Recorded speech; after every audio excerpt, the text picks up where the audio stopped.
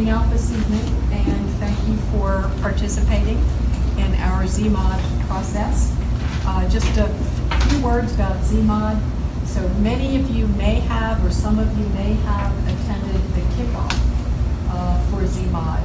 I think that you did, Tammy, and at the Government Center. If you didn't, zMOD is an attempt to make, or actually it's not an attempt, but it's a process to make our zoning ordinance more user-friendly, easier to understand, easier for the community to use. And so we are working with Clarion Consultants. They'll be with us throughout this process for, I guess, about the next 2 years altogether, I think. Well, about a year and then the adoption process. About a so year it could be a little bit more than that. and then the adoption process. And so community outreach is critical to the success of the process. So this is your zoning ordinance. So the zoning ordinance governs what you can do on your property, what the rules are regarding land in Fairfax County. But for those of you who have been through the land use process or have tried to understand when something is being advertised or happening in your community, it can be difficult to find out what's going on, to find the answers, and to really understand the process. And I also like to sometimes describe things as, over the years, we adopted a zoning ordinance, we adopted a comprehensive plan, and over the years, we have patched it to address different issues that were identified that needed to be added to our regulations, until eventually we had quite a dense set of rules. And that's not fair to anyone. It's not fair to someone who wants to do something on their property, either develop their property, or even something as small as building a deck or building an addition to your home, or opening up, say, dance lessons in your home. So those things, are regulated by the zoning ordinance, and it really is important to all of our residents that we have a document or documents that are easy to understand and easy to use, and so that's what this process is all about. Also, there will be a number of outreach sessions, and tomorrow the Clarion will be making a presentation to the Planning Commission, the Planning Commission's Land Use Committee. So if anyone is interested in watching that, it's not a public meeting in that you can ask questions, but it is a public meeting in that it is open to the public to watch. So you can be there personally. You can also watch on cable's channel 16, and it also is live streamed on the county's website. So you can watch the Planning Commission and you can hear their questions in that discussion. With that, I am going to stop talking and turn things over to Clarion. I understand that this meeting today is going to be captured on video so that we'll be able to use it for our outreach efforts.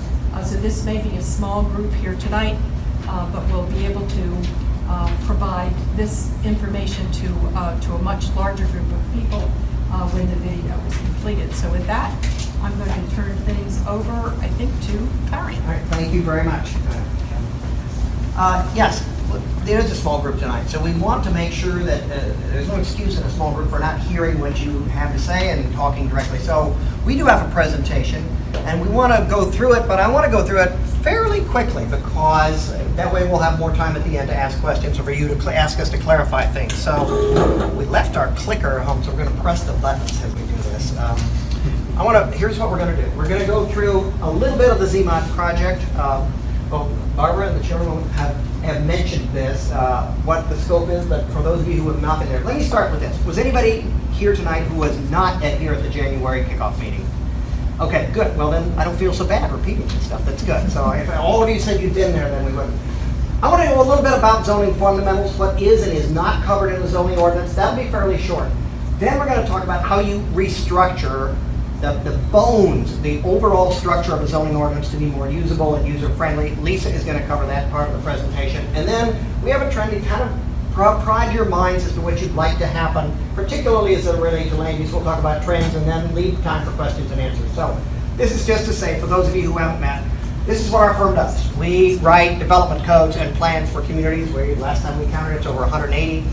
There are cities and counties. We do not work for developers to get entitlements. That kind of work is called getting an entitlement. Most people who have our training, law and planning, do that kind of work. We like to work with local government. So this is very much the bread and butter of what we've done, including a number of places in Virginia. So let's talk a little bit about the zMOD project. One of the things that the county has asked us to do is to help to revisit it sequentially, step by step. Zoning ordinances are complicated, and the county decided, I think wisely, to say, let's do this in a series of steps so everybody understands what this step of the revisions is about. This ordinance in Fairfax County is 1,200 pages long. That's about the longest we've seen. I will say that it's not the longest because I come from Denver. Denver happens to have a 1,200-page ordinance too. But most communities, even complicated ones, 300 or 400 or 500 pages is plenty. And you could make it shorter, but newer codes have more pictures in them. And when you add pictures and white space so people are not intimidated by the ordinance, then it makes it longer. So people say, I could have made it shorter, but it's better. It communicates if you make it a little bit longer by adding more graphics. So the current structure makes it very hard to find things. It makes it very hard to put on the web and make it completely searchable. The way you have it now, there are a bunch of different documents, and you have to search through each one to find the answers or to find terminology. It's not graphically illustration, and it doesn't reflect some of the new uses that are coming along in land use. So those are the basic reasons. This is a calendar, and it's a fairly important slide. We are under contract to work, actually, Chairwoman was right, it is 2 years. We have divided this work into 7 steps. We were here in January to initiate the project and have as many meetings as we can. We come back periodically. This kind of a public meeting, we meet with citizens groups, we meet with builders groups, frankly, we will meet with anybody. The way you get this work done is get them together, let them talk individually, let them talk together, let them ask all the questions, let them get convinced over the period of time that you work that you don't have something up your sleeve. You're not in the pockets of the developers, you're actually not in the pockets of the old growthers, you're just trying to advise the county how to run its land use system. And so, we're here kind of in 3 and 4. 3 is, tell us the outline of how we should restructure this so people can find answers better. Citizens can find out what can happen on the next lot or the corner lot. Builders can say, where should I buy land if I want to build a building that's this big or this small or this kind of a use? So it is the structure. And you can see it's not a very long time because this is just the outline. We're going to present an outline in the next several slides. Lisa will present. This is what we recommend to make it easier to understand. Then we get into updating land uses. Now, that's a big piece of work, and it takes a while. It's going to take us a good bit, several months. Those are quarters on the calendar, and so it's going to take us some time to do that. The point is, your ordinance, like many, has a very outdated list of things that can happen, and it's very hard to keep up and amend that. So that's another major part. Here's where we are. I want to, and then what we do is say, okay, we agreed on an outline, and we have, in a transparent process, put out an updated approach to what land uses are allowed where, under what limitations, what size, etc., and then put it together into, take all the content and put it into that new outline. So I want you to be clear. When we get done with the part of this work that we are under contract to do, there will be a new zoning ordinance, most of which will be content that has been carried over. Parking is not on our list of things to do, even though everybody agrees parking needs to be revisited. It's not part of phase 1. So lots of things will be carried over, and we will tell you where it went and what changed, if anything changed, but we're not under contract to rewrite the whole zoning ordinance. We are under contract to rewrite the land use portion. And broadly speaking, we've been doing this for a quarter century. That's a third, maybe 40% of the work. So it is somewhere between, no, they're not just shuffling the cards and making it look pretty and putting drawings in and headers and footers. They're also doing the first important chunk of the substantive work. And we will tell you along the way, every change we make, we will be transparent and tell you what change we are recommending in this area. But I don't, so it is not a whole new ordinance. It will look new, it'll be a new structure. Much of the content outside of land uses will be carried over. Staff knows that there are many other things that need to be changed. They may ask Clarion to do it. They may make it part of their own work program to do it, but it's not the end when we get through this. I think the county fully wants to move forward. That's as far down the road as we've got a work plan. Restructure it so in the future you're writing to a new, good, clear, crisp structure, and then fix the land use, and so we do it. So that's and then we take it through the adoption process, and that takes as long as it takes, although we will say, having done a lot of this work, if we work through these balancing acts between community values, we want it smaller, we want it bigger, we want it slower, we want it faster. When we balance those things and come up with an honest discussion and a compromise, usually the adoption process is not very contentious because people kind of understand. You've heard the different arguments, you've made a good compromise. I may disagree, I may testify against it, but I do understand that you've made a compromise, and in general, people say, I'm not completely happy, but I am much happier than what we had now. It's much shorter and clearer. So I'm not gonna call my supervisor and say vote against it. I'm gonna say, this is better, this is much better. So, there's where we are. That's our roadmap here. So I want to talk about the text and the maps. Zoning is a set of rules, there's 1,200 pages of rules, and a map that applies those rules to the surface of the earth. Which zone district is it in? Where do those rules apply? This we're working on, this we're not working on. I want to make clear that if you want the county to downzone your neighbor's property, that is not what we've been asked to do. If you want your neighbor, if you want the developer, you came on behalf of the developer, and you want to upzone your property, that is not what we came here to do. We need to focus on getting that 1,200 pages into a modern structure that people can find things, and it's clear, and it's using better terminology, more graphics, better ties to your planning goals, but that will tie into the map that you have today. We have not been asked to move map lines. Now I've got a little asterisk here, and that is the following. There are 3 zone districts in the county. One of them's already been repealed because it had no land in it. There are 2 others that have no land in them. They're in the book, they're not on the map. We are going to probably take those out because no one's using them. They don't need them. That will not change the map, but the map, that is what we're planning on doing. So in the end, in this phase 1, the rule book changes. It may be that purple, the uses that are available either by special permit, special exception in this purple area will change. And we will have footnotes, and we'll tell you what those changes are. People can object to them or endorse them, and that will work itself out in the wash. We've done this a lot. But the lines of that purple will not change. We have not been asked to make it bigger. We've not been asked to make it smaller. We are not redrawing the map, and that's important to pass on to people that they are not rezoning our property. But the rule book as to what you can do in this area, that is going to change in terms of the uses, and all I can say is we will be transparent about that. So outreach, you can read this slide for yourself. There's a website, and it's on there. You've got a handout. We've done an online survey. We have done an online survey. We are preparing another one. You can always get on the email list and get notices of all of these. There's a Facebook page, meetings like this. We are happy to do meetings. I have to emphasize that sometimes somebody says, why can't you meet with come out and have a separate meeting for every HOA? We can't do it. We're not here. We're in Denver and Chapel Hill. What we generally do is prepare meeting materials and do as many of these as we can when we're in town. Some in the north, some in the south, different areas. We're doing another meeting Thursday night in a different part of the county. And then make these materials available for staff to go out and meet with whoever asks them to go out and meet. Now they have day jobs too, so they can't do it all, but I just want I want to understand, when somebody says, well, they're shortchanging us, they didn't ask Clarion to come talk to me. The answer is nobody can have us come to all these places. We're not here. It costs money to bring us here, to be honest, and they'd rather spend the money having us put our brains on how this works and do these meetings, do the outreach, do the emails, do the Facebook, and then let those materials go out in as many ways as possible, usually by staff, not by having us there presently. I do want to emphasize this. We have talked about this a lot today. We will note the changes. All existing, if we just take this and move it over there, we'll say this came from over there. We'll put it in a footnote. If we change it, this came to there, but it's merged with the following use because upon reflection, they're really the same use. They have the same impacts. We don't need to call them 2 different things. If we delete things, upon reflection, we put this in here, people stared at it, we were carrying it over, and then we said, you know, nobody's used that. It doesn't do anything. It's just old verbiage. It doesn't affect how anything gets adopted in the county. We will footnote that that's been deleted.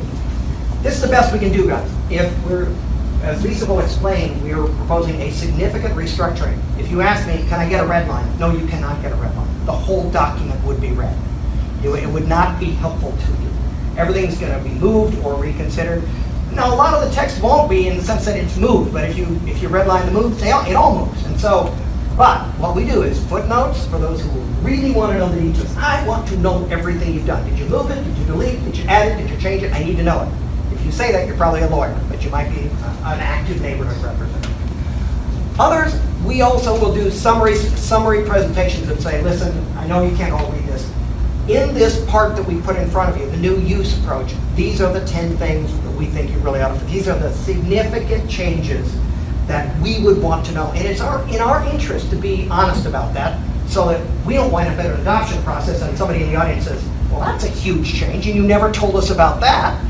We don't want to be able to say, well, it was in the footnotes. It's not a very strong answer. Yes, it was in the footnotes, but if it's significant, if it could have an impact on the neighborhood community, then we ought to tell you about it and draw your attention to it. And so what we will do is try to be very clear that if it changed, we told you about it, and then we highlighted the ones that are important or could have a significant impact either on their neighbors or on that property. It is a process that has worked for us all over the country.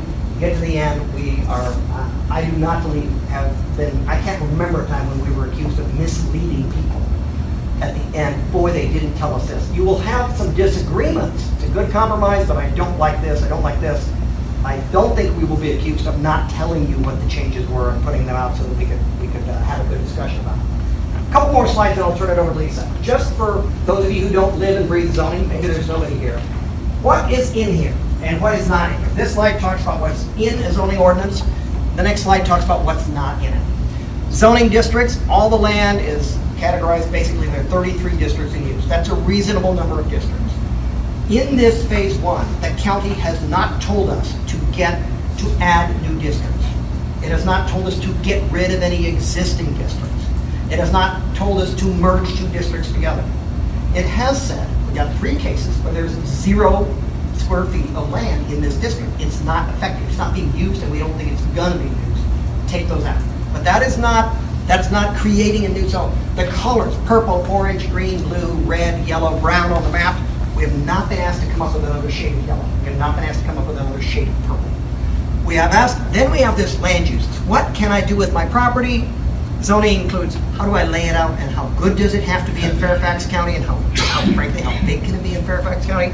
And procedures. Whose approval do I need? Do I need staff? Do I need the board? Do I need supervisors? Do I need the planning commission? Who's there? In its basics, I make a living doing something that's not that hard. What are the types of places we have? What can I do on property in that color? How good does it have to be? Whose approval do I need? And we find that way of thinking about things is intuitive to people. But I want to point out, in this phase one, there's something that's not on here, and that's the restructuring into a useful structure. The thing we have been under contract to do is this. We are not under contract to do that bullet, we're not under contract to do this bullet, and we're not under contract to do this bullet. Whether the county moves forward with them, I think in every one of these bullets, not the first one, but these 2, lots of issues came up. They came up with the supervisors this morning. We got to fix something. We got to fix that. Those are not all right. And what all we said was, county's well aware of the faults in the ordinance. We're starting here, and this was chosen as the heavy lifting that needed to be done as part of this reorganization. Now, what's not in it, just in case you're wondering.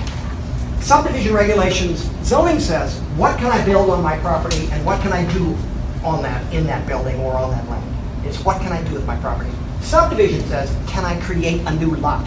Can I divide my land into 2 lots, or 4 or 6 or 100 to allow new development to take place? I've got farmland, I've got a big tract, I want to split it. That's not in zoning. And that is not what we've been asked to revisit as part of this phase one effort. It's a different body of law. Why did 50 out of 50 states in America hand their local governments zoning powers with the left hand and lot creation powers with the right hand? I don't know. It just is that way. There are 2 different bodies of law, 2 different sets of laws, 2 different tasks. Can I create land for development? And then what can I do once I create those lots? we're working in zoning, which is the second. Building safety standards.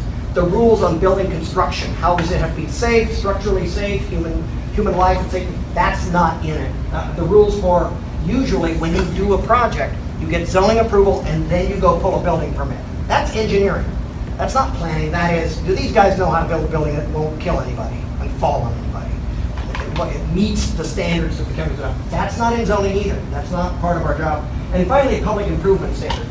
Should the roads be wider? Should they be narrower? Should we require more parkland from developers? Should we require less parkland? Should we do drainage in a different way?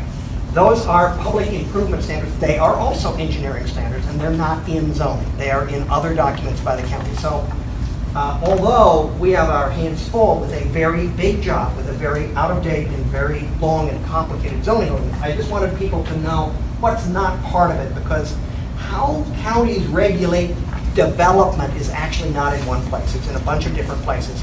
I would argue, because I spend my life doing it, I'm not an engineer, the zoning is one of the very most important pieces, and we're working on it. But it's not the whole piece of the picture. With that, I'm going to turn it over to Lisa to talk about our recommendations for structuring, how we could put this in a more user-friendly structure. So, Lisa? All right. My name is Lisa Steiner. I am an associate librarian. I think Don might have skipped over the introductions. I apologize. But this is Don Elliott, Tim Richards, and Tara Kofai, all from Clarion. So we're all over here. I'm going to go through the options for the zoning ordinance structure. So here's the current ordinance structure. You have 20 different articles in the actual ordinance, and then you also have 8 different appendices. 2 of them have been deleted, but basically 27 different documents are currently regulating development and land use in Fairfax County. Over the last few months, we've been analyzing the existing zoning ordinances, or the zoning ordinance, and we had the public meetings in January, and then we also had a survey up that hopefully you completed, where we got a lot of good feedback about what the main strengths and weaknesses of the zoning ordinance are. And so based on that feedback, also feedback that we've heard from staff who use the zoning ordinance every day, and our own ordinance analysis, we've come up with a few different weaknesses that we see. So first of all, the scattered and duplicative information, that we heard from almost everybody across the board, that when you're trying to find something in the zoning ordinance, you might have to look in 6 different places just to find the answer that you needed. So that's a major issue. The unnecessary length, Don touched on that it's 1,200 pages, and there's communities all over the country that are just as complicated and just as large that don't need 1,200 pages in their zoning ordinance to regulate land use and development. There's also not very many graphics or tables incorporated, which hinders the user-friendliness of the document. There's repetitive lists of land uses. So each zoning district explains which land uses are allowed in each one over and over again, and that creates some issues as you start to amend the zoning ordinance, and unintentionally you might forget to change some of the same text in one chapter as it is in the other. Also, just generally, the navigation of the document is really challenging because it's split into those 27 different PDF documents. So if you're trying to search through the whole zoning ordinance, you're going to have to search through each separate document and open up and try to hope that you picked the right one to look at. And then this might seem really basic, but just the formatting of the actual document, the headers and footers could definitely use some help to make it more user-friendly. Just so you know what part of that document you're actually in. Are you in a subsection? Are you in a subsection that only applies in one particular area, or is this a big rule for all over the county? Things like that can really improve the user-friendliness.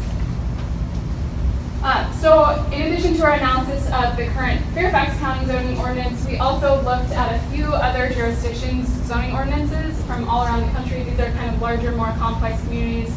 And full disclosure, Clarion worked on all 4 of these zoning ordinances, so we're basically analyzing our own work and the strengths and weaknesses of how each of these communities actually ultimately, when they rewrote their zoning ordinance, how their structure ultimately shook out.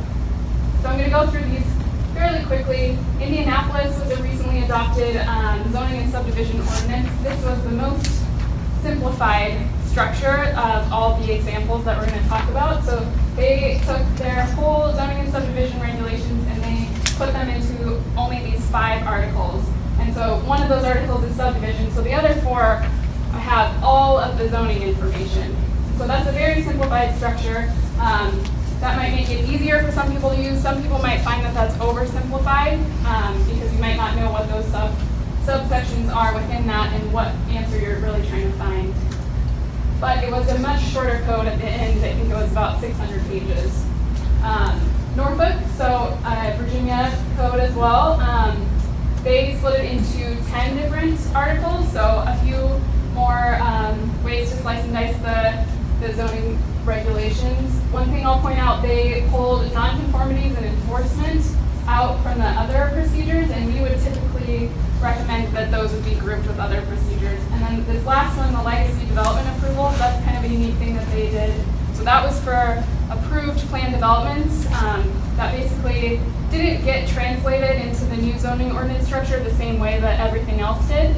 They kind of live on as their own adopted language, tacked on at the end, basically because those had already been negotiated and approved, and they didn't want to tackle that task of translating them to the new zoning ordinance. Next was Philadelphia. This is 10 different articles, and they actually, I think Philadelphia was the shortest, ultimately the shortest code. It was only 400 pages for a city of 1.5 million people. So the shortest of these 4 examples, a couple things that I wanted to point out about Philadelphia. They have a separate article specifically for historic preservation, obviously because it's a very historic city. They also, they split their zoning districts article up into 2 different ones. So there's one for the base zoning district, the first layer of regulations, and then they have a separate article for the overlay zoning district. So that's to keep those regulations distinct. So that's Philadelphia. That's how Philadelphia chose to structure their ordinance. And then finally, I'll talk about Prince George's County, so nearby. So they actually had they have 2 separate documents, much like Fairfax County. So they have their zoning ordinance and then they have the subdivision regulations. So this is just showing the zoning ordinance. But a couple things to point out here. Again, they did the nonconformities and enforcement separately from the other procedures and administration.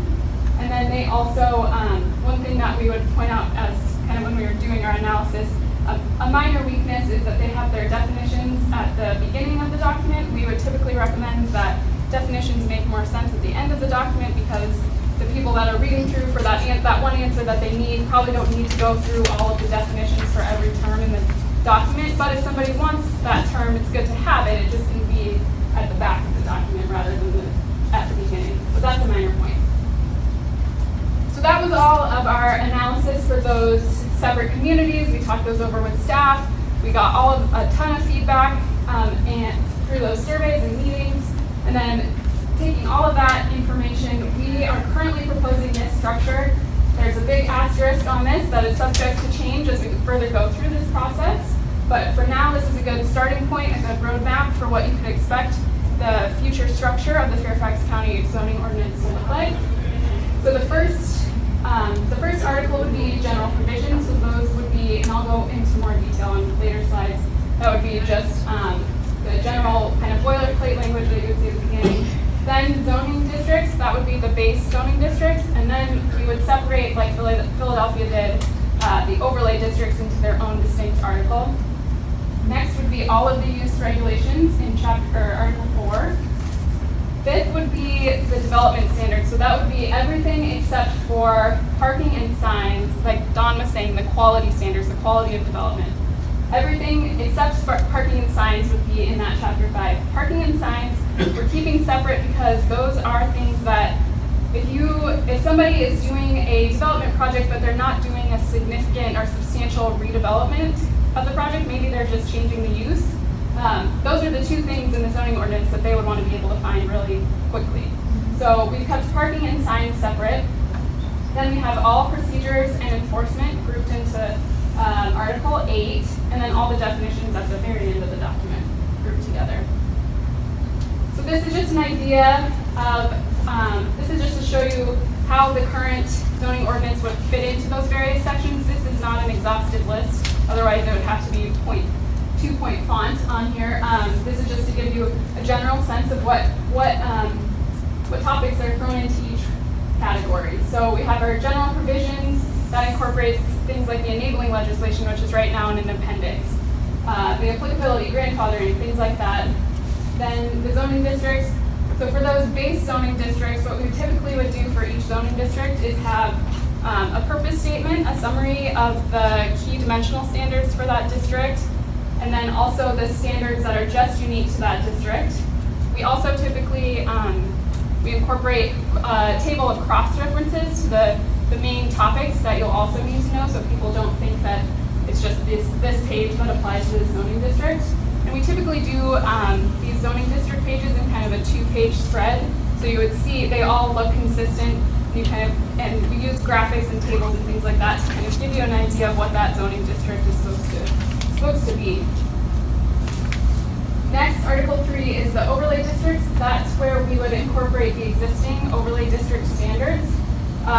We have pulled out 2 of the overlay districts to be incorporated in different sections because they really deal more specifically with only one topic. So, for example, the highway corridor overlay district you'll see down in the use regulations because it's really just focused on uses.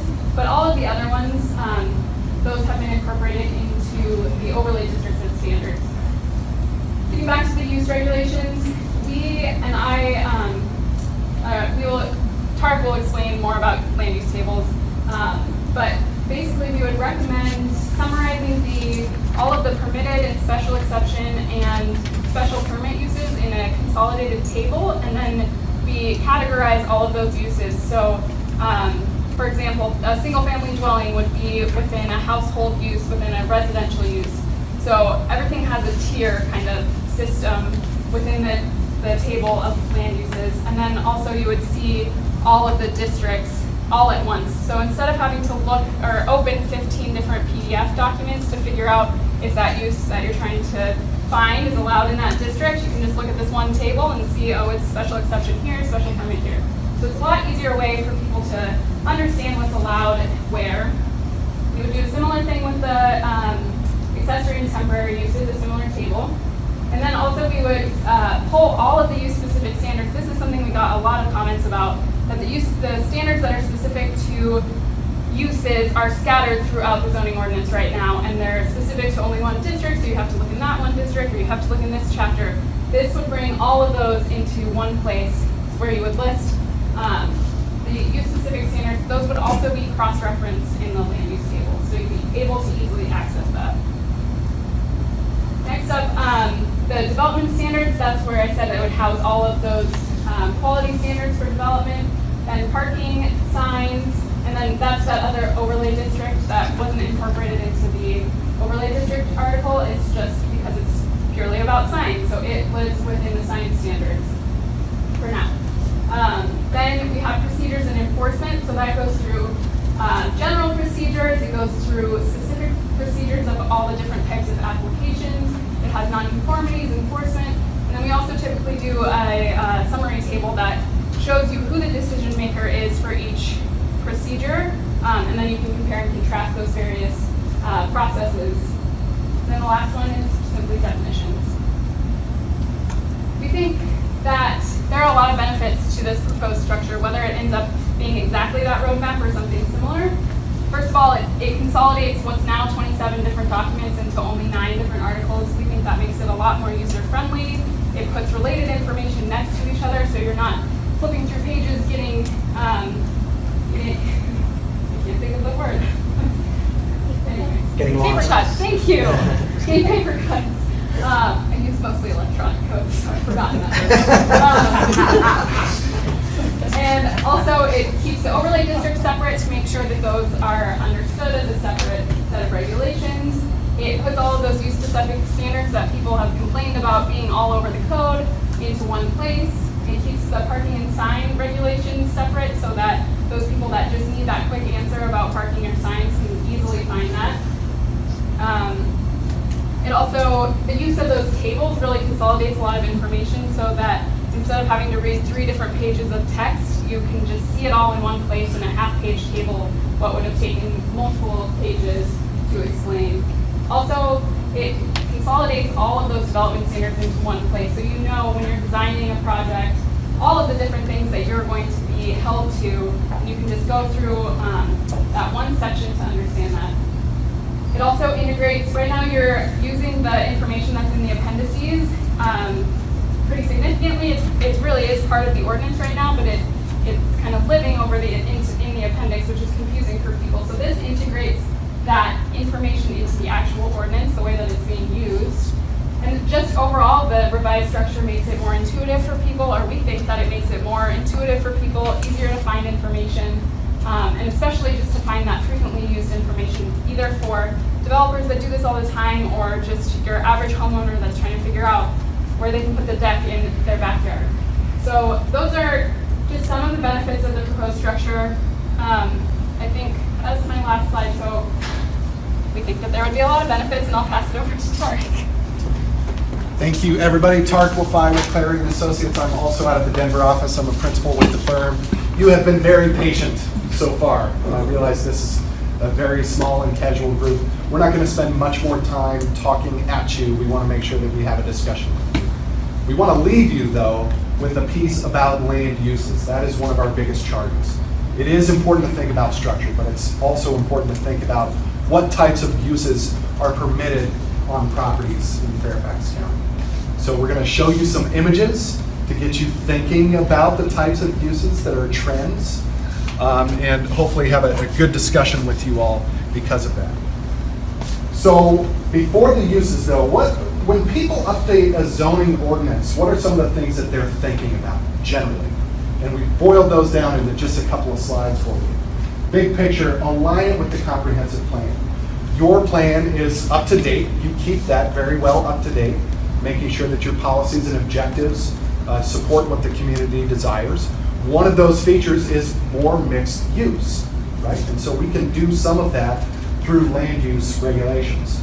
A simpler structure, we've spoken plenty about that. Broader use categories, I'm going to talk a little bit more about that. More and better graphics, and online and interactive documents. Most codes, to avoid the paper cuts, are going to go electronic at some point. Most of them already have. And so what does that mean for the future? We need to be thinking about a graphic-rich code. How can we put more tables, more graphics into our documents to make them more user-friendly, to make sure that it's easy to understand what's happening here? These are images not from your code, from other codes that we've worked on. This is a zoning district page.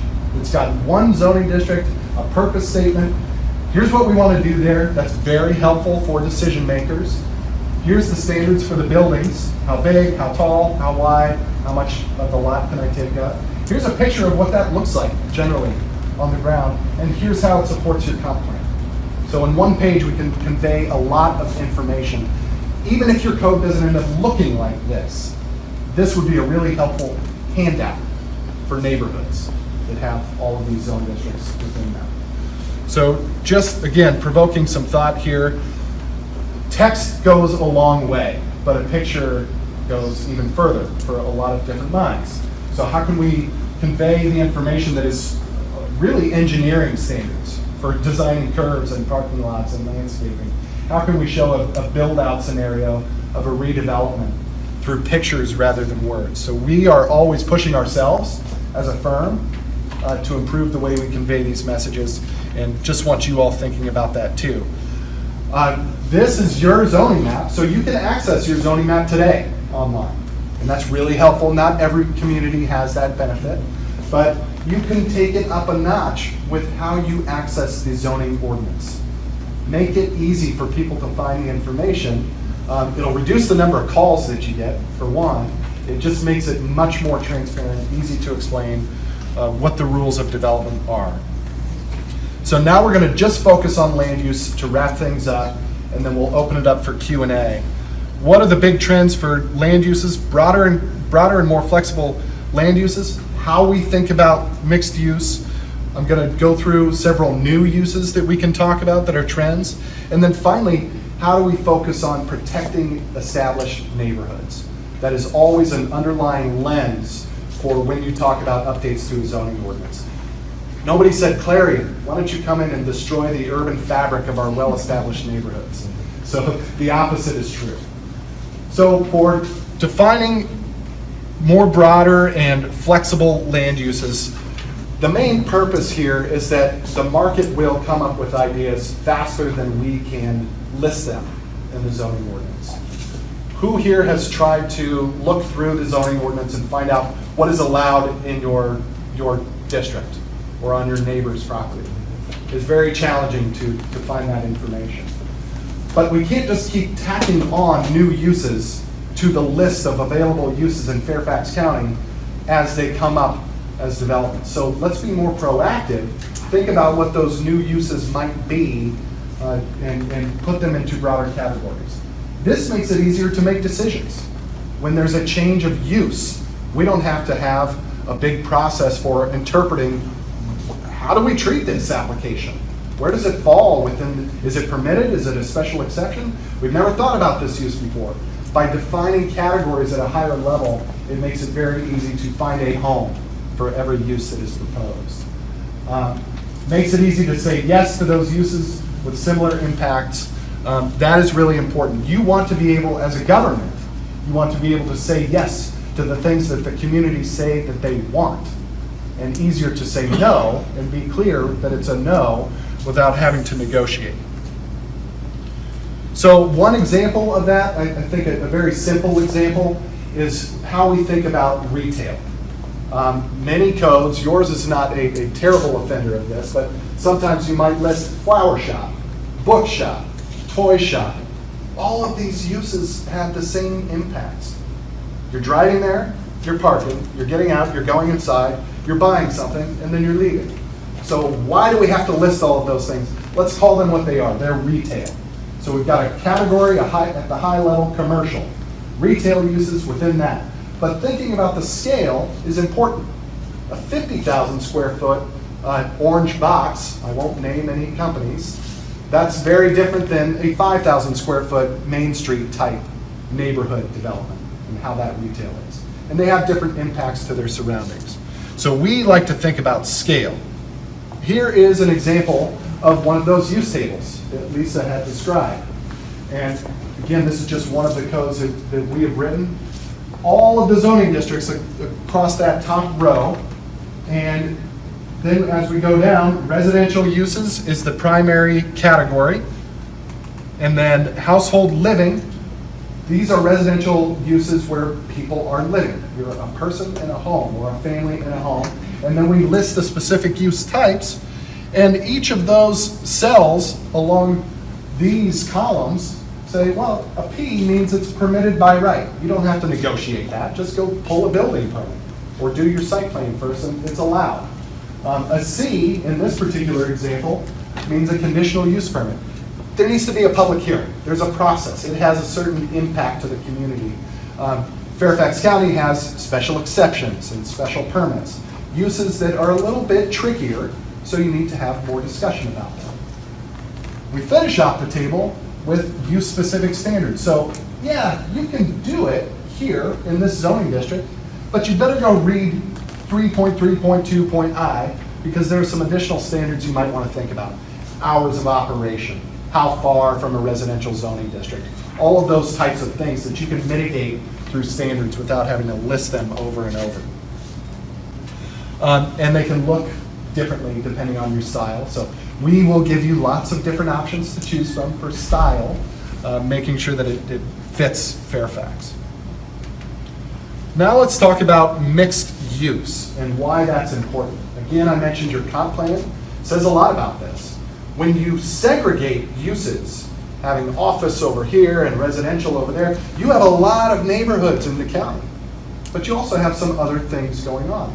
The more we can combine these uses where appropriate, the less taxation you're going to have on the infrastructure. You've got fewer vehicle miles traveled. You've got people that have new options for where they work, live, and play, and how they're supporting the community. You are actually, again, you're just not putting as much stress on the county resources and on the infrastructure. You're responding to the synergy created by mixing uses. Mixed use, a big component of mixed use, is creating an active streetscape. There are more windows on the first floor. There are people living there. They're selling things too. They're living above. There's more activity, more eyes on the street. Buildings are typically closer to the street in mixed-use districts. You're creating a place. It's a destination, and mixed use is important. One of the trickiest challenges with mixed use, however, most communities tell us they want more of it. But what is the downside of having too much mixed use? Well, in a market where everything is turning residential, which we see in a lot of communities, how do you protect some of your mixed use areas for commercial or other types of uses, instead of all of your mixed use designation going to apartments or high density residential? The opposite can be true also. In some markets, commercial wants to be the primary contender. How do you make sure that you're actually managing a mix of those uses? We have a lot more discussion with staff to go on how we can do that. There are options. It's hard. Mixed use is not always easy. A lot of new uses to talk about as well, and we're going to have several more to talk about on that. Why do we care about that? Again, market conditions. Things are coming up that we would have never dreamed of. In Colorado, now we have to regulate marijuana industry. That's different, right? Autonomous vehicles are a new thing. That's different. Things that we could not have dreamed about 10 years ago are now a thing that we have to be sure we address in the code. Changes in the law themselves, like telecommunications. There are a lot of standards that the federal government says you must allow for co-location of some of these towers. So we have to come up to speed on that and make sure that the code follows suit. It's a trend, again, different uses, new uses, they have unique impacts. Electric vehicles, I'm getting asked by a lot of clients, how are we going to accommodate electric vehicles? There's not an overwhelming number of those yet, even in some of the most progressive places, but there will be. Home builders are putting those charging stations in every garage that they're building. They're making sure that the conduit is there to accommodate this type of use. Well, how do we think about that for residential development, for big parking lots, all of those things? So we need to send the market a clear message that, hey, Fairfax County is thinking about these things. And we want to make sure that we're front-loading those conversations to make it easier when those applications come in the future. I want to pause for a second here and just say that the county is underway on several different projects right now, all related to land uses. You may have been involved in the updates to the restaurant standards. There were a lot of changes there. How we treat eating establishments is what they were previously called. Now they're restaurants and carry out and drive-through establishments. Important amendment, that was approved already. There are several in process. Short-term lodging. I haven't gone anywhere in the country that hasn't said, what are we going to do about short-term lodging? Farmers market, agritourism, urban agriculture generally. Staff is working on that. They're working on the small-scale production and manufacturing. So think artisanal manufacturing. We're making things, but not at a large manufacturing scale. And then continuing care for aging residents. These are, it's progressive to be thinking about these now, because it's important and they're coming up all around the country, no different here in Virginia.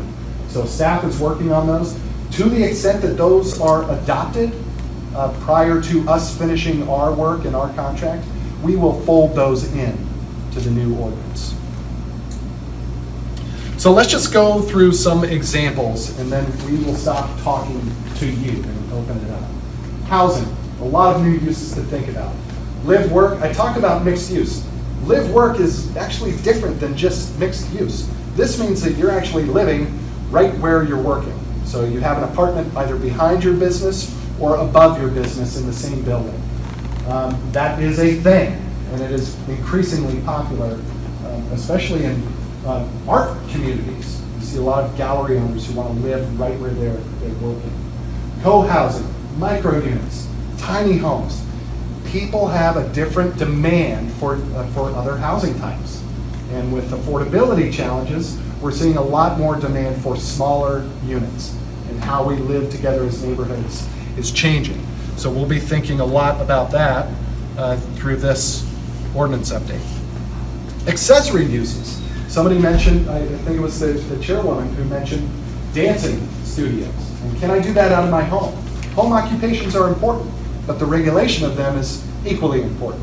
We want you to be flexible and be able to do things that are, a lot of people can work from home now, but are there enough standards in place to prevent the bad players from annoying their neighbors? So we need to think about that. Alternative energy. We were asked earlier today, what about solar on top of a parking garage? What about those panels that are covering the parking spot? Is that an accessory use? Well, in some cases, yes. In some cases, it's a structure. But we like to think about accessory and temporary uses and structures all in one big pot, and it's all part of the equation here. I'm not going to read all of these, but we're thinking about entertainment and events, hookah bars, vape shops, things that they weren't on our radar 10 years ago. They're very much on our radar now. They have different hours of operation.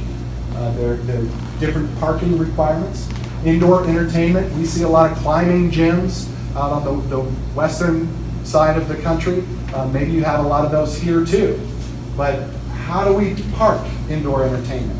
When does it become outdoor entertainment versus indoor entertainment? We need to make sure that we're communicating that effectively. And live entertainment is a big one. If you have a patio with live entertainment, that's all of a sudden a much bigger deal to a neighborhood than something happening all the way indoors. Institutional care, adult daycare. Where are we moving people, systematically throughout the day, whether they be children or adults? How are people living in different arrangements that need varied levels of care? Maybe I can still get around on my own. At some point, there's a continuum there where I get into more assisted living. Again, different impacts, different needs for parking, different needs for design. So that's all I'm going to say about new uses for institutional care. There are other things like campuses, business campuses, educational campuses. Those would fall within this category as well. Before we talk neighborhood compatibility, I just want to give you some other quick examples. Fulfillment centers, distribution. Many of you probably ordered something today at some point that you expect to be delivered to your house today or maybe tomorrow. That's putting a different demand on the commercial environment and how we treat our industrial centers. Short-term rentals we talked about, EV charging we talked about, urban ag. What we had identified as some of the big trends for new uses, your staff is actually working on several of those things concurrently. So this is the last topic before we open it up. Neighborhood compatibility. New uses bring new impacts. We've mentioned that. It's really important to think about how we are protecting the character of neighborhoods. First of all, what is the character? How tall are they? How much distance between the structures? Are certain uses compatible with residential and other uses incompatible with residential? Most people say the easy ones are, don't put me next to a bar. Well, is it the bar itself, or is it that the standards could be there to actually make it okay with certain distance requirements or hours of operation standards? The big thing is you're going to see a lot of redevelopment, whether it be shopping centers or other infill development. You're going to see new development as well. But as those opportunities come about, we want to be flexible to allow those opportunities to take place for economic development, but it should not come at the cost of neighborhoods. And so that's going to be a key focus of ours moving forward. This is a great picture that we like. This is in Denver, actually. It's a drive-through of a Yellow Arches type fast food restaurant and a multifamily building right next to it. Now, this was here first. The drive-through was there first, but boy, this multifamily residential building, who should complain here? I've got a squawk box for the drive-through right next to where people are trying to live and sleep and potentially care for sick children. So we have drafted a lot of standards to address these types of issues. And so we're going to reach deep into our quiver of things to discuss with staff more and hopefully come up with some great ideas that can improve the way you do things here. So very quickly, we just want to remind you to stay involved. There is a dedicated project website. We would love it if you use that as your home base. We're going to keep that up to date. The videos of everything that is recorded, these public meetings, will be available there. The documents as they're drafted will be available there. We want you to stay involved. We want you to tell your family, your friends, and your neighbors to be involved as well. There are some upcoming meetings that the county will be offering in our absence, and a couple of open houses coming up in the next couple of weeks, and I think more information will be distributed on where exactly those will be located. But one of the topics at those open houses is going to be more on zoning. So we want to just reiterate, we need to hear your feedback. In order to get this right, you're going to have several bites at the apple. It's important that we hear from you early but often as well. So that is it. I think at this point we'll just open it up and Barbara? discuss. Can I just Thank you, clarify Tara. something? Yeah. I think when Tarek was saying that he's going to have all these discussions with staff, that's just the first cut. All of these discussions will then subsequently happen in the community. So we're going to be like a sort of triage vetting point. But there was not an intention to mean that the community would not be involved in every one of these kinds of discussions. So I just wanted to make sure that was clear. And the other message I'd give you is this, and I think we've been clear about it. We have yet to find any place in America that doesn't want to protect its state lands. I have yet to find anybody saying that. So when we think about this, we've thrown out a lot of new uses, a lot of new ideas, the mixed use, the new uses Tarek's gone through. You know, you can think about this, we hope you think about it creatively and in terms of the edges of your neighborhoods. None of this stuff that is a change to the character is intended. We're not changing the colors on the map. Single-family residential is single-family residential. The question is, Fairfax County is going to keep growing. We can't stop that. America's growing. Unless you're a rural county in Kansas, you're probably growing. The question is, where does that happen? And these are some of the issues along the corridors, in the nodes, in the places where your plans say, this is not a single-family neighborhood. This is an activity center. This is a corridor. This is a place where we want the growth to happen, primarily because if it happens there, it doesn't happen in ways that threaten the single-family neighborhoods. A lot of the ideas we're putting out there in terms of adjusting to the future, I just want you to understand, none of that's going to be plopped down where the plan says it's out of character. The point is, in the mixed use, in the commercial, in the industrial, in the business-oriented areas or corridors, how can you adjust to the future before you have a fight on each one, that's everything that comes up there. So we think of the world broadly in terms of the single-family neighborhoods, stable, protect them, business and activity centers, be ready for the future and to accept what it's bringing. We haven't talked density, we haven't talked height, just in terms of the uses that are going to show up on the doorstep. Is it a yes? Is it a no? Is it a maybe? Is it an okay if you do things? And then we think about this edge. How do the activity centers and the dense places taper or transition towards the edges of the single-family neighborhoods? And I mean, I have to tell you, that is land use. It's either an activity center or a corridor. It is a single-family neighborhood. It is a multifamily, a denser neighborhood on the edges. Or it's on the way between these things. And if I could figure out a way to make that perfect, I would work myself out of a job. It is those edges that create the problem. But that is what we're focusing on primarily. Yes, ma'am. Is your presentation Yes. online, this It is. presentation Yes. on that site? It's on the line and we're filming the whole thing. It may not, it's not online yet. It will be Well. on, right? It'll be online by the end of the week? Yeah, By the end of the week. yeah. Okay, thank you. I just didn't want to go home and scan it. Oh, no, No, don't do she's that. just filming it. We're going to film it No, in a couple No, days. the PowerPoints will be online Oh, yeah. at the end of the week. Yeah, the And then PowerPoints, this will that's be it. online later, but yes, no, don't scan. Or Sir, you can take a lot of copies. sir. Your outreach is impressive, but I was disappointed you think all things are not going to go to these meetings, you're going to do the whole whiny list. Don't ignore them, push them out to the side, give the county staff, listen, all other stuff comes up. It's not in the books of your contract. Excuse me, I lost my voice already. But not in the books of the contract, but the one document you're working on. Because it's more than just the land use document. You didn't mention process. I don't know why it's covered process, attitudes, complexities, one size fits all when it shouldn't. Not everybody's a developer. Somebody just want to take my shop and do something else there. Or I want to subdivide my house. I don't be treated like a developer. I would be somebody. You could even get rid of the word developer. are whole categories of people who have to get into this stuff to make a change in their business Right. or their personal property. So a focus should be, open it all up, we're all done, give the county all kinds of stuff to hear. Well, what we found after doing this for a long time is any comments you have about improvement, your comments you just made, if not everybody's a developer, they're just trying to put their property or adjust to the future, put it to a different use within the context. All of that we take everything. If it relates to uses or the overall structure, we can deal with it now. We'll collect comments on any one of these things. What the county's doing, and Barbara, correct me if you want to make it more accurate.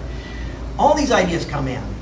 They put them and say, what should we be working on next? And some of those things, what should we talk to Clarion about? What is Clarion's opinion? How important is it to do it next rather than the one after that? But the county is sifting its work plan to say, we can work on this many things. We've gotten new comments on different chapters that don't have to do with this, but opening, it's process. It's a process improvement. And to try to think through, should we, the county, ramp that up? Should we, the county, talk to Clarion about expanding their work for that? So that, I think the idea of what to do next and how you don't just limit it to the box of uses is a continual process of conversation with the county. I don't know if you want to expand on that, Barbara. So the first thing I would say is we had a very similar conversation with the board Yeah, this we did. morning, Right. which is also online. It's the board's development process committee, and you can watch that on the board's website. So the board actually had similar comments to yours, Dan. What we explained to them is that right now we are running a number of parallel courses. We're doing process improvements, that's one. We're doing zMOD, that's another. We're doing the Zoning Ordinance Amendment Work Program, that's another. And then we're doing zMOD type amendments like the restaurant amendment. So we're running 4 parallel tracks now. They asked us to start a 5th, basically. To do what you said is to make a list, make sure we capture everything that's told to us and kind of prioritize the ideas. But there are major things that they didn't want to wait on. For example, we have to go back to them with a kind of a prioritized list. But they're concerned that our parking rates are really not correct. And that our affordable dwelling unit ordinance needs some work. So we're going to have a 5th track and go back to them with that soon. And one of the things that the county executive stressed during this discussion was the issue of process improvements, which I think gets to where your point was, that is something through our lines of business exercise that he is restarting up with the board that is very much on his mind and I think very much on the board's mind. So we're a multi-tentacled operation right now. But I think you would have appreciated the board's discussion this morning. I always have faith in Barbara. One last point. Sure. If you look at the other places where you work, Fairfax County is so diverse. Yeah, right. I live in a community where people come from another country, they don't trust them. You don't go read a regulation before you change your business or your house. 50 languages in our local high school. I came from this country. Government are the people employed. If I'm wanting money, either pay the government or get away from them. So you have to overcome that somehow in the whole process with the whole thing ends, because where I live, zoning violations are like this. Not because the zoning's bad, because the thinking isn't quite the way that we should be handling people who don't really speak our language and grow up in our school system. And I think, no, that's a great comment. I didn't expect that comment tonight, but we've seen that in a number of places we've worked. You're raising a lot of different, diversity is a wonderful thing. America prides itself on its diversity, and yet it is hard to govern when people have very different expectations of that. The supervisors raised that a little bit today in terms of just training and exposing people to this, bringing them up. All I can say in what we're doing now, and I agree with the comments you made, is the simpler the structure can be, and the easier you can point to somebody from a different culture or somebody with a different background as to where they could find the answer to that, the easier it's going to be to bring them along this system. But I worked in India for 2 years. No offense to anybody. I don't mean to offend anybody, but I had somebody tell me one day, they said, our attitude towards the government, it's like an elephant. If it steps on you, you're dead. But it's very easy to stay out of its way, so just get out of the way. And that's their whole attitude towards government was, just don't let it get hit. And there are people out there who feel that way about land use. I'm just going to do it under the radar. We can't make that change, and I didn't mean to have that come up with anybody. We can't make that change. What we can do is to say, we can come up with a system that is much easier to explain and much clearer to explain when people are in violation of it, or what would be a violation. So. Yes, ma'am. What do you do when the county zoning changes the rules and the restrictions on land use, zoning? Along the way.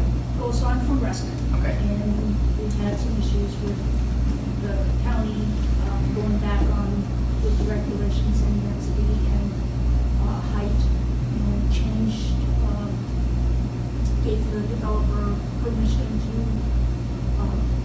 to add height against, so Reston has a piece of land use. and Right. we have, Right. years out, what's going to go where, and we're fighting the county that's saying they see us as a cash cow and letting people run roughshod over what our plan community says. Okay. Well, I know that others in the audience have raised this privately with me, that there is a lot of apprehension in Reston and a lot of unhappiness about some things that have happened in that area. This is not about Reston. We are not in this process going to be revisiting heights or densities. I haven't been asked to lock them in. I haven't been asked to reveal it. This project is not about Reston. There are separate, the city's aware, excuse me, the county is aware of the unhappiness and the complications about Reston, and they're dealing with it in a different project. That's the best answer I can give you. It isn't part of, it won't affect this. I honestly don't think anything we're going to be doing, this, the mere restructuring doesn't affect Reston any more differently than it does anybody else. The use regulations, the discussion will be the same. Is it logical to allow this in activity centers? If so, Reston may be the same or different, but we can tailor those standards to it. I don't know, Barbara, did anybody else want to talk about Reston? Clarify. I wanted to, were there any more questions? Because I wanted to talk a little bit about next steps.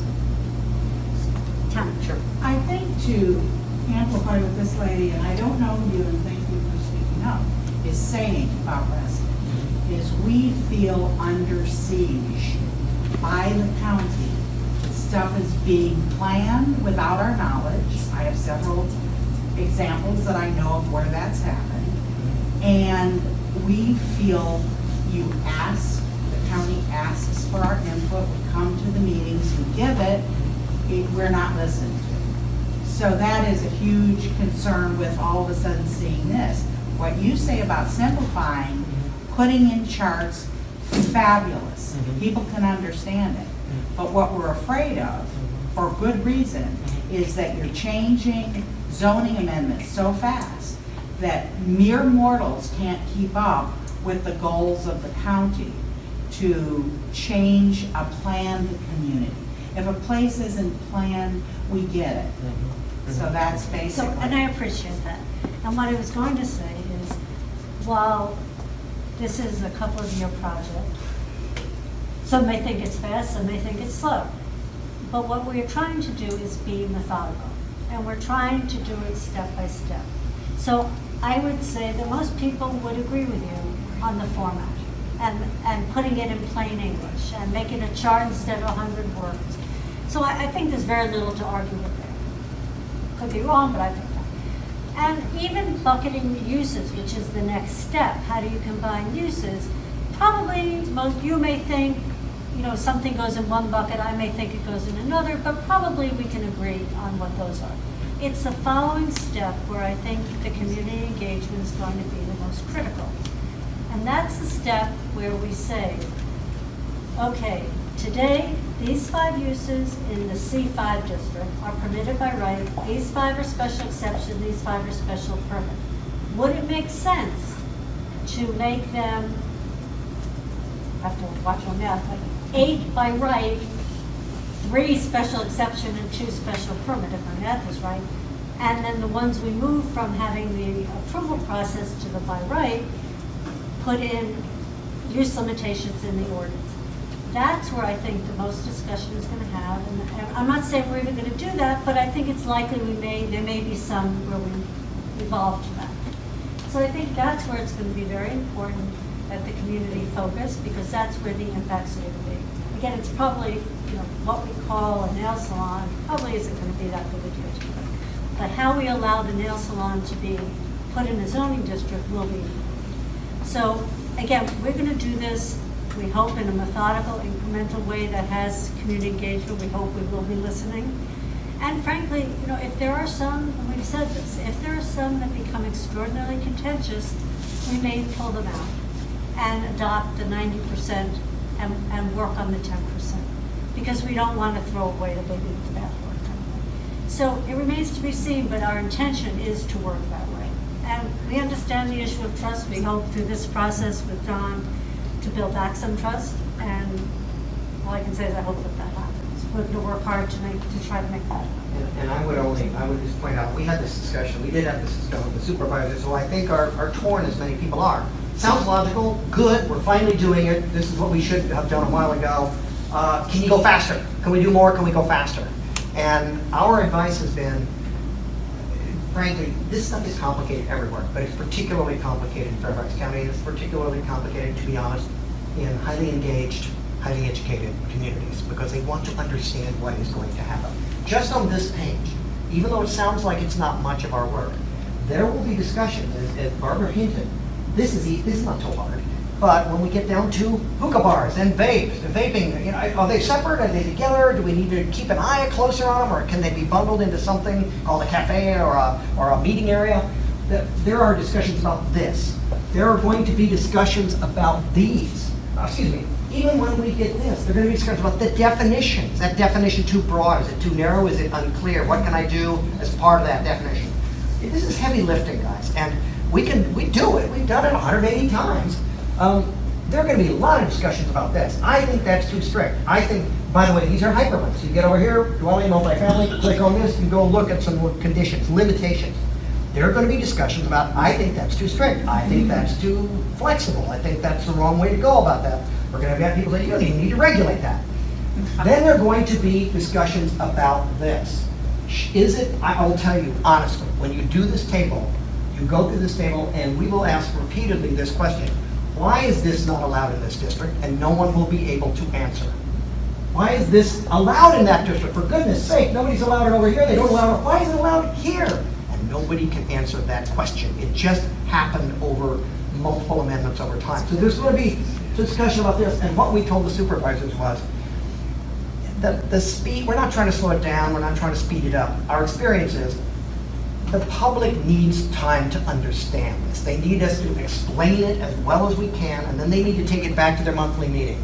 And you know what? They're probably going to have to take it back to the monthly meeting after that, because some people want it explained at the monthly meeting of the homeowners, then they want to read it at home, that they get concerned, that they show up. So the point is, we said, and I think even the people, even the supervisors who said, I wish we could do more faster, understood that the way to build trust and transparency in this process is to go methodically and make sure that people understand what is being proposed before you move into the next one. And I think that will address a little the approach to this, but I understand your main point. A, you feel under siege, and B, it's hard to keep track, and it feels confusing to have so much going on at one time. That's one of the reasons we told the supervisors, we've got to be very careful. It is very hard to understand this stuff. Let's go step at a time and make sure there's understanding before we move to the next step. Yes, sir. I think one of the other concerns, my concern, is that this is, I would say, primarily a process-driven exercise, which is laudable. This is extremely helpful to be able to understand the zoning ordinance. But at the same time, there can be changes made to the zoning ordinance which get plugged into this that may, that may not be obvious, and before you know it, you have something, you're living in a very different neighborhood. Exactly. That's another way of saying it. And I think one part of that answer is, in terms of the changes Don has said, or one of his co-workers has said, we are going to track, and you will see, because he's going to provide us thousands, apparently, of footnotes that show us every change. So you'll be able to track every change. So we are hoping that nothing inadvertent happens that way. We do understand that the zoning ordinance amendment staff are working on amendments as we go on. I mean, I talked about the multiple tracks, we are doing that. Those have their own public hearing and outreach, but in terms of this process, every change will have a pathway where you can follow what happened. I mean, there may be some things that we say, man, why is that in there? This is crazy, we want to get rid of it. But for the most part, except for the uses, this is not a content amendment. This is a format amendment, except for the uses. Can I ask a quick question? Back in July of last year, ancient history, it just happened to be. There was a discussion, I think it was to the Board of Supervisors, that probably you or your staff concerning this process, and it talked about outreach and communication, and in it, on one of the slides, it mentioned that community groups have been established already. Is that part of this process, or is that part of the zoning? I think what you're talking about, I think, is we have some focus groups that we're working with. Mhm. One is like engineers who use the ordinance in a certain way. One are land use attorneys who use the ordinance in a certain way. One are the aides, the land use aides and the board members. And the other one are a group of citizens and who represent the 9 magisterial districts. That was So that's the one, right. group I was- And so those have been. Who are these people? Because These- we've never heard of them. Okay, I thought we had sent out, okay, so what they were was, it's not a board appointed committee, but we did ask each of the board members to give us a person.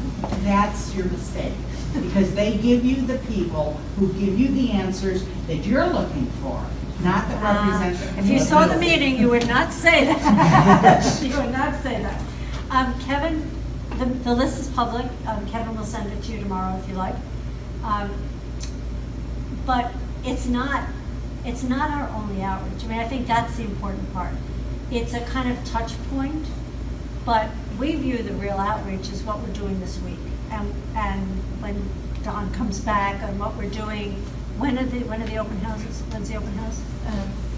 In the second to last week of May, and I believe one is in the first week of June as Okay, well. so we're having, you may have come to, in the Heritage Building, maybe 6 months ago, we had an open house where there's an administration, and we've set up little tables about all their amendments, zMOD being one of them. So we're doing 2.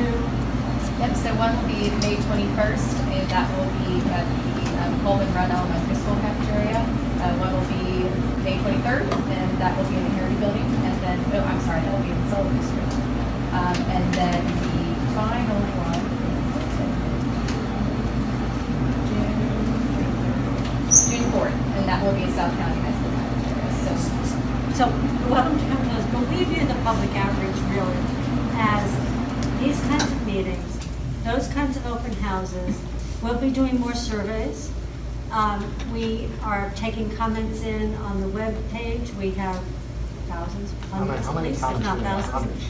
We had over A lot. We had about 1,500 comments just from the survey. So I just want to be So clear. that's, because- I mean, so it's, that group of 10 or whatever they are, is not, we don't consider that, they're a small component of our outreach, but they're only one small facet of it. This is, getting 1,000, 1,500 people to respond is a lot more important, frankly. Yeah. And I just want to, and I want to mention that as we set this up with the county, Clarion was the one who recommended, we need everything.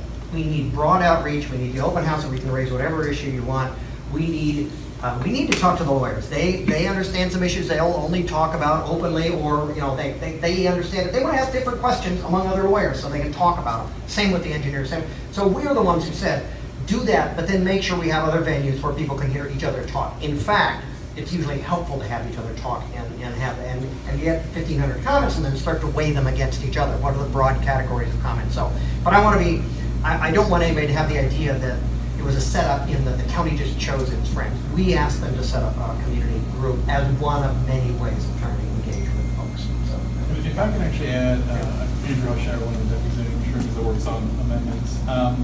So the open house is actually going to showcase all the different amendments that we're working on. I mean, zMOD, my eyes, is a very specific project that'll be focused at the open house, but all the other amendments that are on the county's work program, will be discussed at the open house as well. And I would also add that, just like we're doing outreach very specifically, what Don and his group have put together as it relates to zMOD, we do have separate outreach plans for each of these amendments that we're working on, like the sign ordinance, the restaurant ordinance. And we do get out there and we're doing a better job of getting out and engaging the appropriate stakeholders And I do want to comment, I'm not picking on zMOD. You have done an exemplary job of getting it out and having different groups. I'm commenting to the county in general. I'm getting calls from Great Falls. What do they have to complain about? McLean, Mason District, Sully District, Mount Vernon. I haven't gotten any from Route 1 yet, but it's early. The upset over in the citizenry isn't resident. We're very organized. We know what we're doing. We're very angry. But we are not angry alone. You got a problem. Fairfax has a problem with citizens just feeling like things are being rolled over and whatever developers want, throw out that red carpet faster. You can get approvals for them, the more special exceptions the Board of Supervisor passes almost every time they meet. The citizens are really upset. And not that many people are paying attention, go figure. But I'm getting these calls, so just a heads up. I think the staff, the planning staff, the board, I think are aware of that. I see another hand back here. Yes, sir. First, thank you for what you're doing. I'm not sure, is this Leslie? No, you're not. That's Connie. Leslie's on vacation.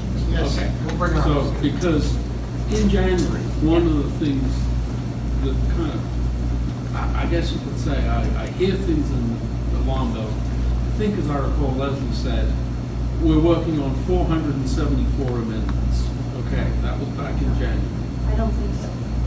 But go ahead. There Go was ahead. a statement like that. That's how many times we've amended the document since 1978. Sorry. Okay. 474. And counting. And counting. Okay. All I'm saying is, I tune into these things as best I can, Right. okay? But to show you, you are on the horns of a dilemma not caused by your process.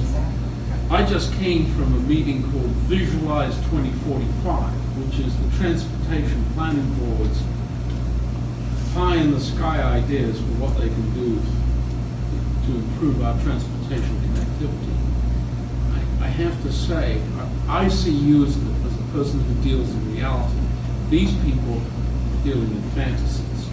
And what I would say is that I try to deal in reality, and that, when I came here 40 years ago, the county was probably, 450,000 population. I saw the developments of Vernon and Reston and Chantilly and so on, and we're now basically a developed county. We're now filling in and redeveloping. And I've lived in the Reston area for 20 years. And so the first few years, I was too busy with my work to focus on the changes in development. But now I have more time as an older person, okay? And I certainly, Barbara, I think, probably, was it Merrifield where you first, what's the name of the project? Mosaic? The Mosaic, right. Okay, so I start to meet, and Fred I've known for 25 years, okay? And there are so many changes happening that the average person cannot understand. Like, we're dealing in transportation with VDOT with its 6-year plan. This week we have the Northern Virginia Transportation Authority, which is doing its 6-year plan. We have the TPB doing Visualize 2045, and in Loudoun County next week they're doing Vision. Okay, and that's on top of whatever's going on. I only found out about this meeting about 5:36 o'clock tonight by chance. And so I was a little PO that I wasn't on the email list, but I'll forgive you this time. What I would say is we're dealing with all this change, and some of it from the financial point of view doesn't make sense, okay? And it's how we implement it. We had the Tyson's Corner plan that went on for 5 or 6 years and then alter out for 3 years of an implementation plan.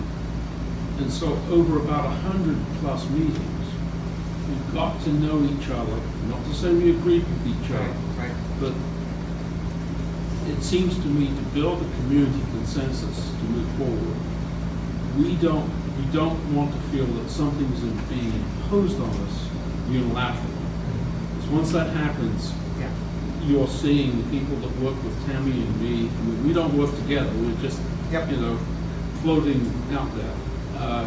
But there's too many times the decisions are getting, especially on the transportation side, by virtue of some so-called algorithms, and the public is left in the dust. So I hope it improves, but I just warn you that you have come into this environment where all this other stuff's going on, Yeah. and that's making your job hard. It is, well, but it's not the first time we've been here. I do want to point out a couple things. One is that I've learned from experience, there's one background fact that's important that, and then what we do. No, first thing, we're at the end, we're not at the end. We have been in a long boom cycle. And I noticed this, we keep, I don't know how many, I keep about 6 projects going. This is the most complicated one I have going right now, but I keep a lot. So we're all over the country, we're talking to people. Lots of people are upset about the pace of change, and that is not because their local government is selling them out, it is because we have been in a boom year, 10 years of boom. Usually we see 7 and then we see a slowdown. Now, I'm not a finance guy, I'm not gonna predict the market. I'm gonna say the change and development stresses people. And we are now going through an exceptionally long period of stress where whether you think the county's doing the right thing or the wrong thing, they've been under the pressures to respond to development pressures for a long period of time. And the citizens have been facing significant change for a longer period of time than they're used to. So we see this in a lot of communities saying it's overwhelming us. When will it stop? I don't know, when the market slows down. But in the meantime, they're dealing with a background economic fact, which to be honest, it's stressing the communities. I think it's stressing the neighborhoods. It's also stressing staff. They've been running fast to try to keep up with the demands, not just the demands of builders and people who want to do things, their bosses, the elected officials who want them to keep changing it to adjust to this thing. So everybody's under stress for a longer period of time than we are used to being under stress. The only thing, I'm shifting to the second part.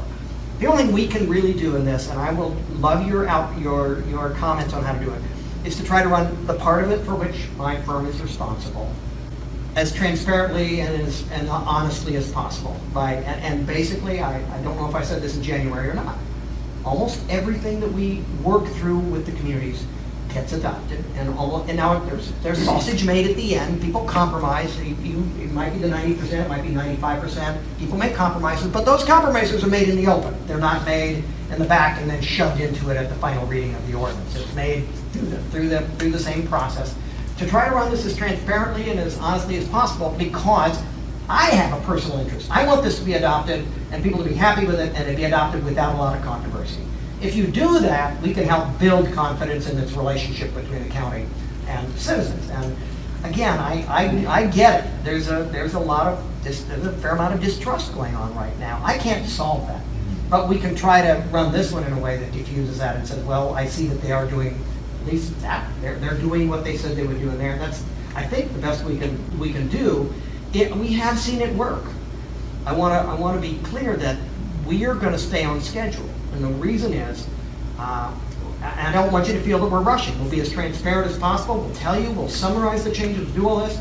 But I'll tell you what we don't want to have happen. If we allow builders to capture the process, we lose. To be honest, if we allow the citizens to capture the process, we lose. This is going to be a balancing act between competing values. The best thing we can do is to be having a very honest conversation about the balancing and the compromises we're making. But we need to get you to the point where you have a restructured ordinance and you have a new set of uses there where people understand why and what the changes are. If we get that document to you, then I am confident that we will have people disagree with this and we can talk it out. We can disagree with that, we can talk it out. We can disagree with page 150. I disagree that you blended whatever, vaping cafes with other cafes. I disagree with the way you treated hookah bars. disagree that co-housing is a good thing in that district. But we're now like at the end of a house construction project. We have a punch list. We have this issue, this issue, this issue, this issue. We'll talk through them and see if we can come up with a better answer to that. So I want people to understand, particularly in light of your comments and your comments about the pace of change. I have not been told to rush this. As a matter of fact, I'm being urged to do it faster. We have been said, let's stay the course and do it at a reasonable rate that allows us to do it. But we will get to a draft a year from now. I will do my darndest to avoid the sign industry from holding this hostage and the housing industry from holding this hostage. And to be very honest, people who don't want any change from holding this hostage, because we can't do that. We have to make those compromises, and we have to kind of move it down the road. If we stay to a transparent schedule and stay on course, we can keep the reasonable people in the room trying to help the county come up with good compromises. I'll tell you what happens if we allow it to slow down and get bogged down, and that is that all of a sudden, the only people that are paid that show up are the people who are paid to show up, or the people who are so angry they show up at everything.